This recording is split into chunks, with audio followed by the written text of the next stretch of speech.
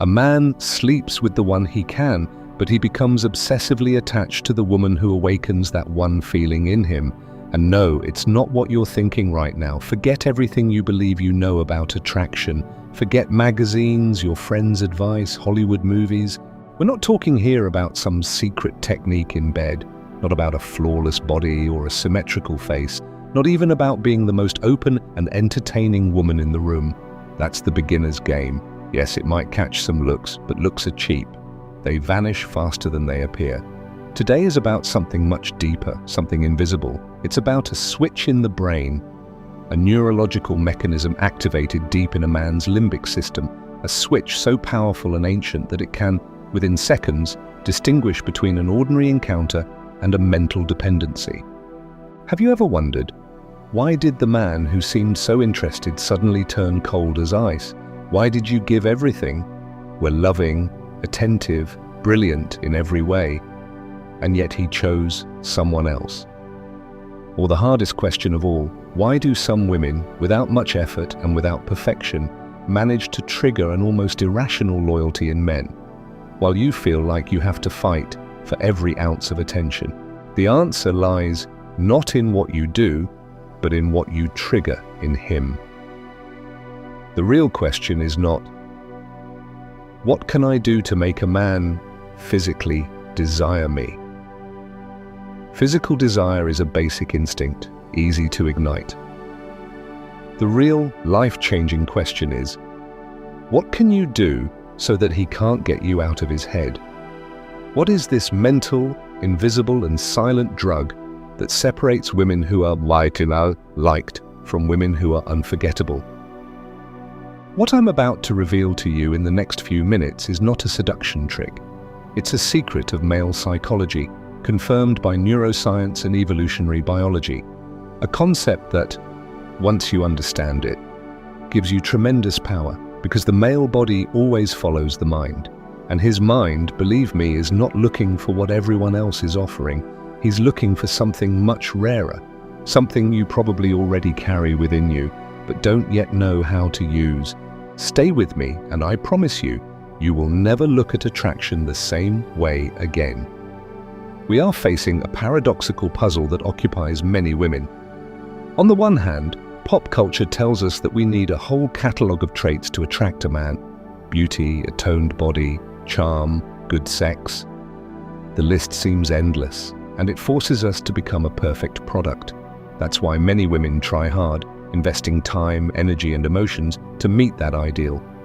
But then in real life, something happens that makes no sense. We see seemingly perfect relationships break apart. Men lose interest in women who, on paper, are a perfect 10. And at the same time, we see women who do not match that ideal, yet inspire devotion and desire that turns into obsession. Why? Because we've been trying to open the wrong door. For decades, our focus has been on the door of physical attraction, the body, the visible. And we have completely overlooked the existence of another door, a door that is much more important and much better guarded, the door to the male mind. And that's exactly where the key to everything lies. The difference between one night and a lifelong bond, between the woman who is an option and the woman who is a priority, between the woman who is one of many and the woman who is the only one, all of that is decided not in bed. It is decided on the quiet, invisible battlefield of his mind. In his brain, there is a filter, an extremely selective gatekeeper.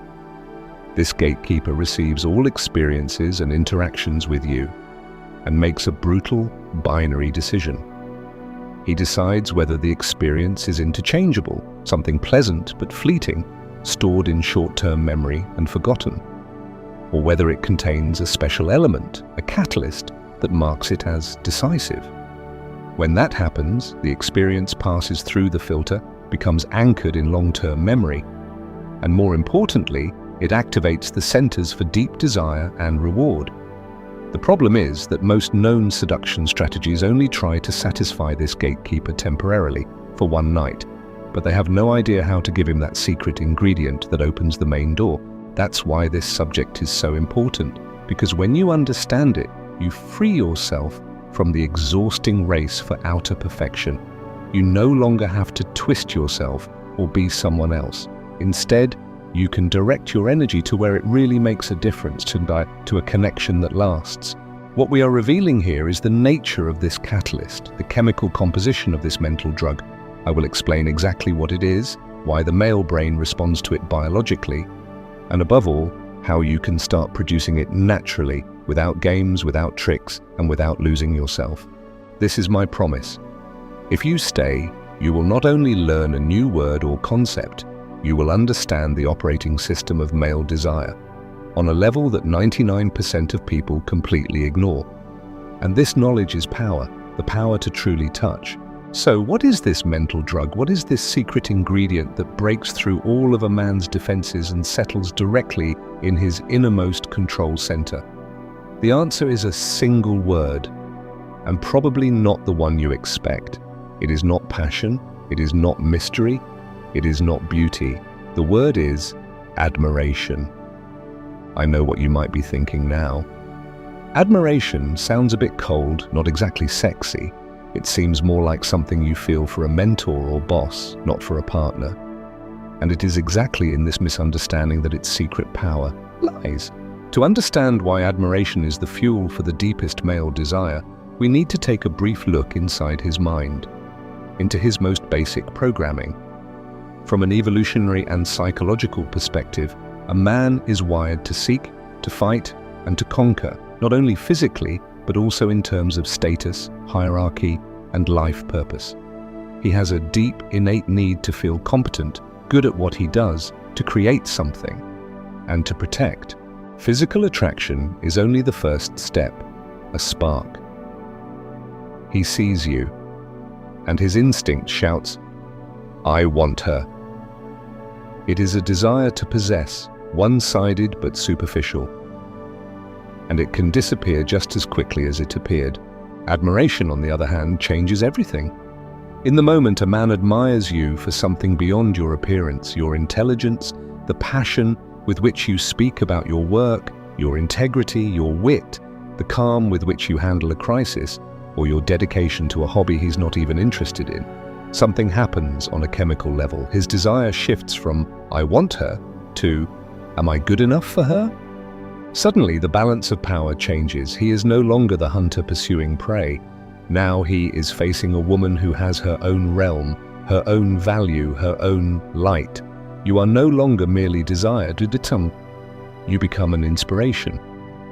And that feeling is incredibly powerful for a man.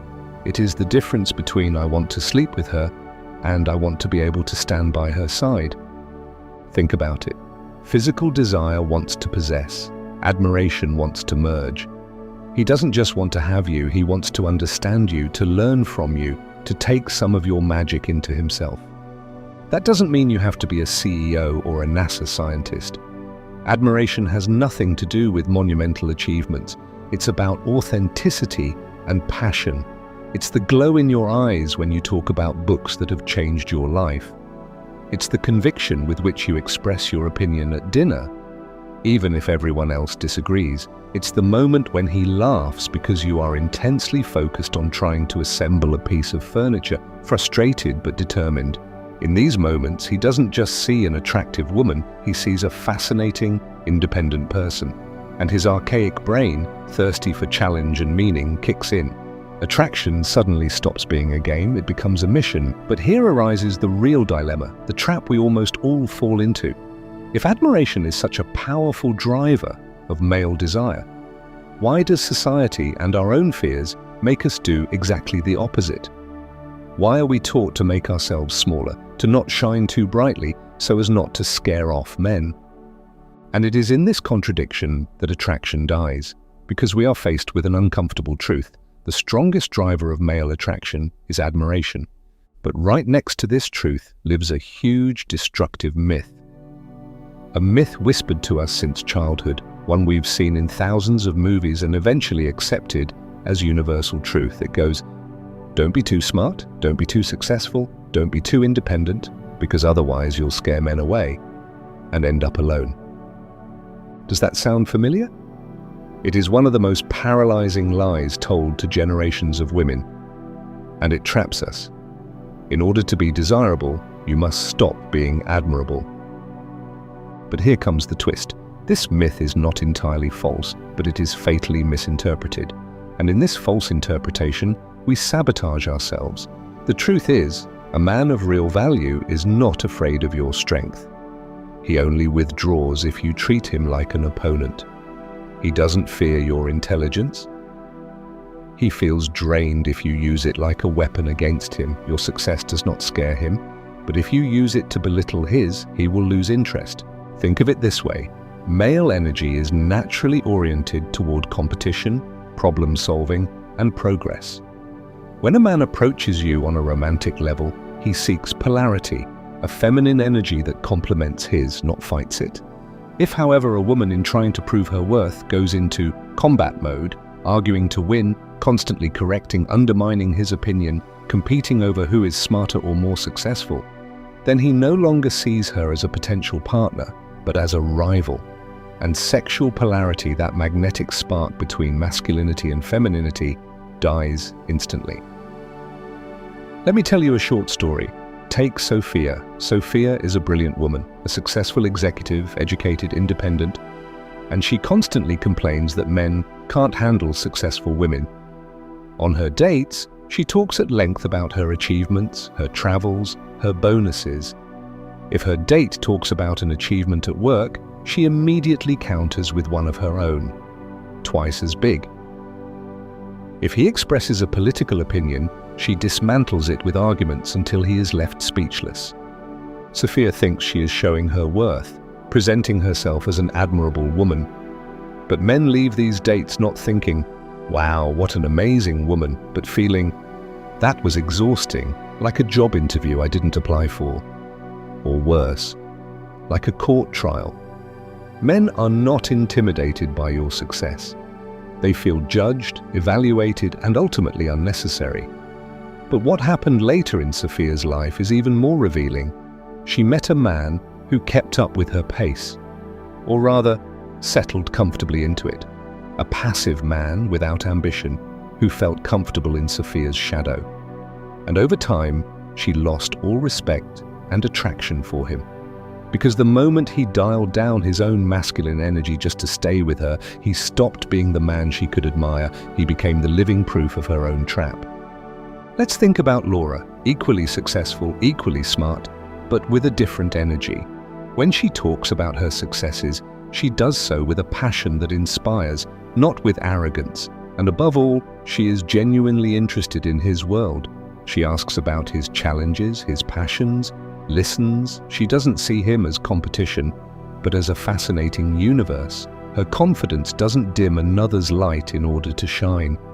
Her strength is warm, magnetic, an invitation. Men don't run from Laura. They line up to be part of her world. Because she doesn't make them smaller, she inspires them to become bigger. This destroys the myth that you have to make yourself small. Never. But here, the dilemma becomes more complex. What if you are like Laura, strong, warm, and he still feels insecure? Is that your fault? Should you dim your light to protect his insecurity? Here is where everything explodes. We are at the point of no return. You have done everything right. Strong yet gentle. Smart, but not condescending. Your own realm, with an open door. And still, in his gaze, in his silence, in his cutting remarks, you sense that your strength bothers him. Your success makes him feel small. The crucial question: should you make yourself smaller to fit into his world? Dim your light so his insecurity is less visible? The answer? A clear, uncompromising no. Never. And this is not an empty slogan, somebody. It is the most important strategic insight for your choice of partner. Because exactly at the moment you try to shrink yourself for him, you are not in a crisis. You are facing the best filter to distinguish a valuable man from a frightened boy in the body of an adult. A low-value man feels in the light of a strong woman like a vampire at sunrise. Your light doesn't inspire him. It burns. It illuminates his fears, his insecurity, his lack of ambition. And then he has two options: grow or pull you into the darkness. He will try to dim your light with jokes, doubts, guilt, by calling you intimidating or too intense. When a man does that, he's handing you his resignation. He's showing you, I'm not the right one, and you should thank him and leave. But a high-value man, a true man, reacts to your light with fascination. Your success motivates him. Your intelligence excites him. Your independence attracts him like a magnet. To him, you are not a threat. You are an honorable challenge. The summit a mountaineer wants to climb. The work of art a connoisseur wants to understand. Here lies the deepest secret of male desire. Not the sight of a naked woman, that's animalistic. Simple, rather, a woman, fully clothed, in her element, burning with passion, absorbed in her world. And he quietly thinks, my God, I want to be worthy to stand by her side. Not, I want to have her. Not, I want to get her into bed.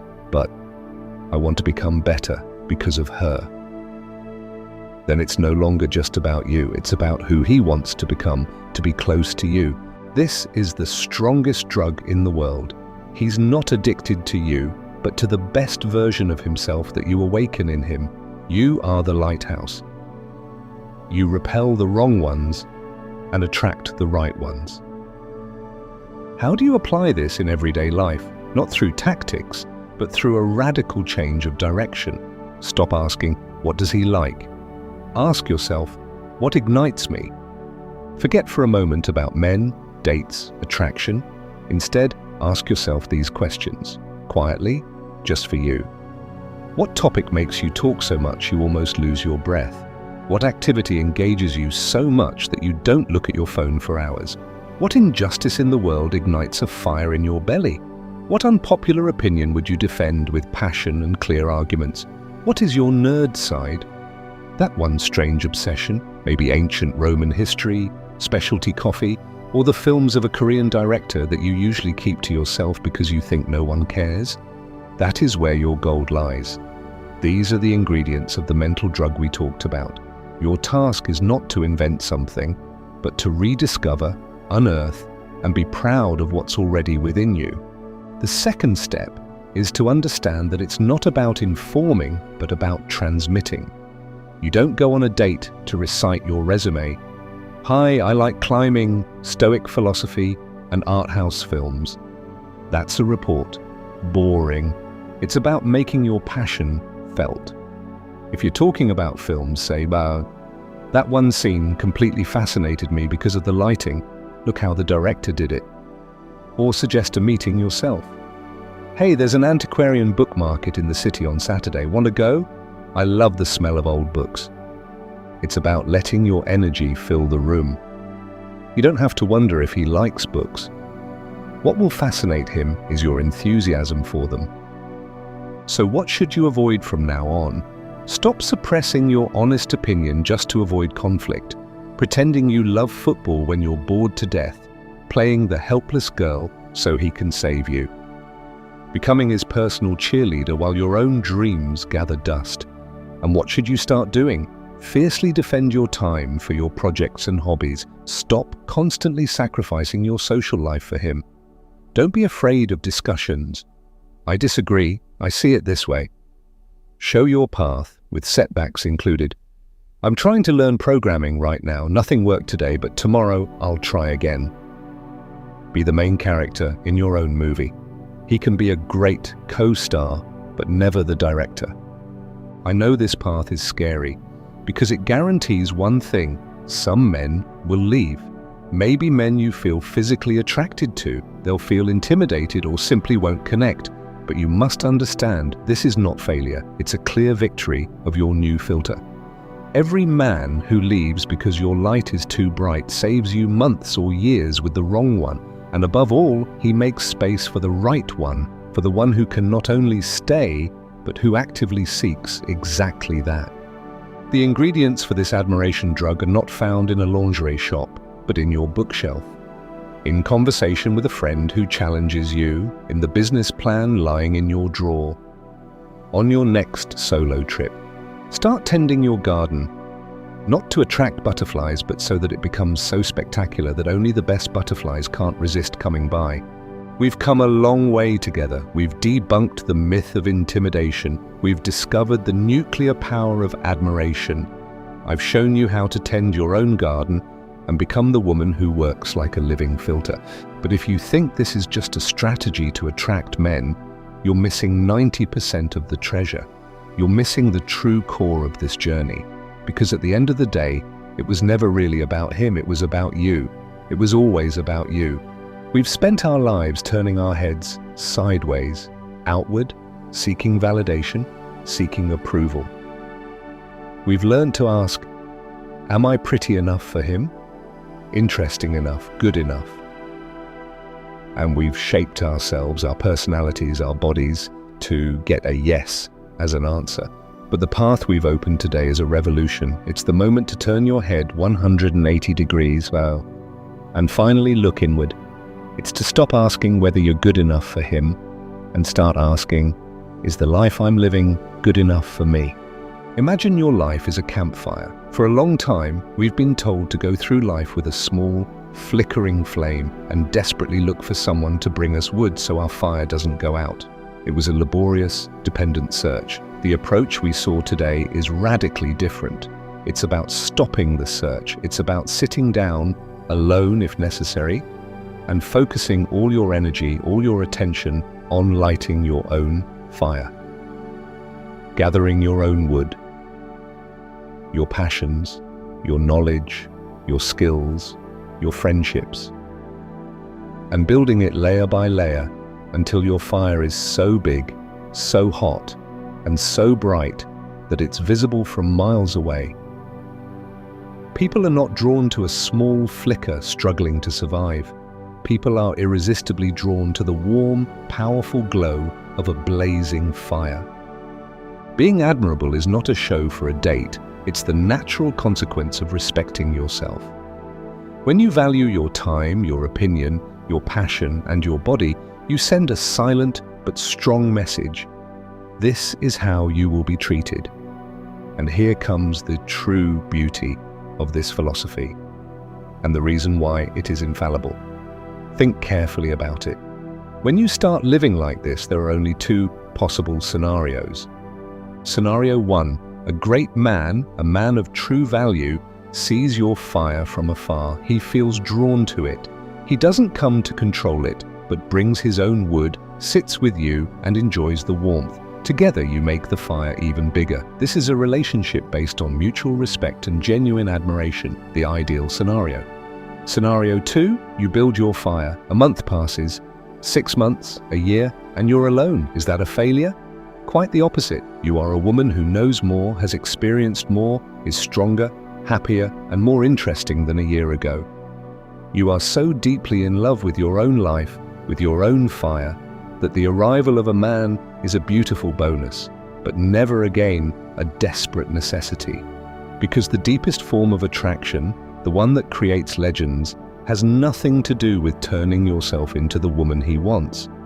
It's about being so complete, so raw, and so radiantly alive in your own skin that it's an absolute privilege for him to stand by your side and warm himself by your fire. So there is the fire, and there is the decision. A decision you must make not only today, but every day, every morning when you wake up. Every time you meet someone new, every time a conversation gets deeper. Before you lie two paths.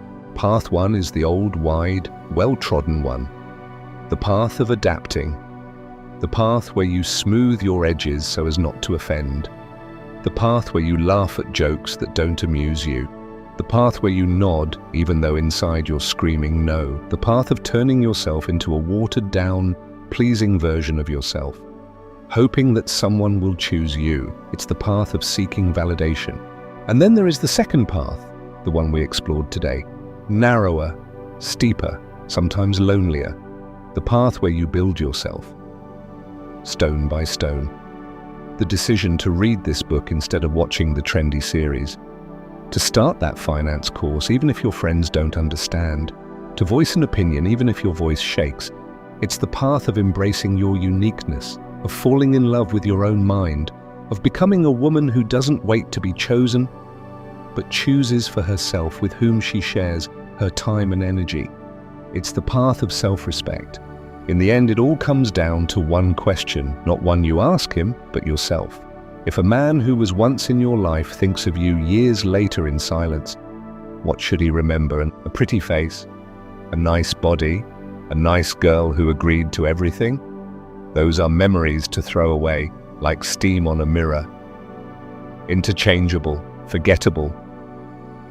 Or do you want his heart to race when he remembers your burning eyes as you spoke about justice?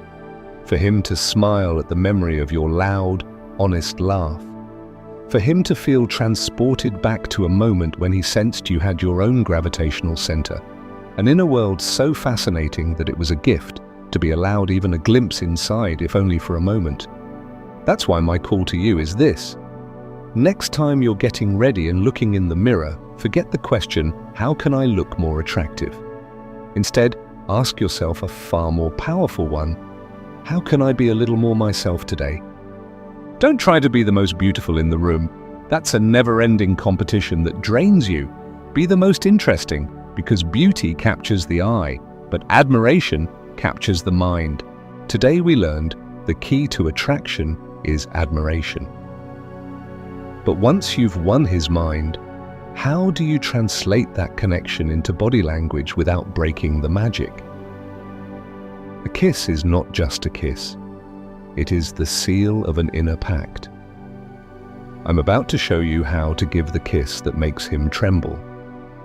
Not a technique, but a single, silent expression of everything we've understood today. And if this journey into male psychology has touched you, and you don't want to miss a single piece of the puzzle, then subscribe and turn on the bell.